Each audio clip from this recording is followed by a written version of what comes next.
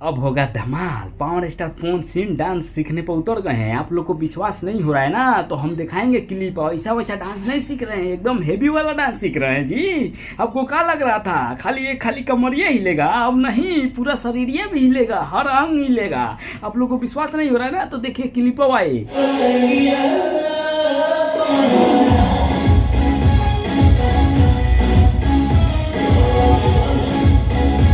देख लिए ना, पावर स्टार पवन सिंह थे ना, डांस सीख रहे थे ना। अब आएगा मजा। पहले तो बहुत बोलते थे कि अरे खाली ऐसे ऐसे होता है, अब होगा धमाल, क्योंकि power star Pawan Singh dance सीखने पर उतर गए।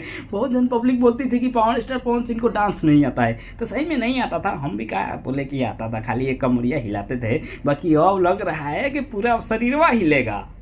हिलेगा तो और बवाल होगा। आप लोग को तो पता ही है कि अगर पावर स्टार पवन सिंह गायकी में बवाल मचा देते हैं, अगर डांस सीख लेंगे, डांस में भी बवाल मचाने लगेंगे, तो और दूसरे का चर्चा होगा ही नहीं।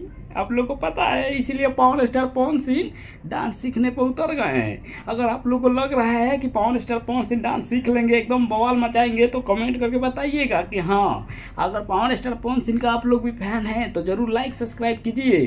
तब तक हम अगला खबर लेके आते हैं। Bye bye.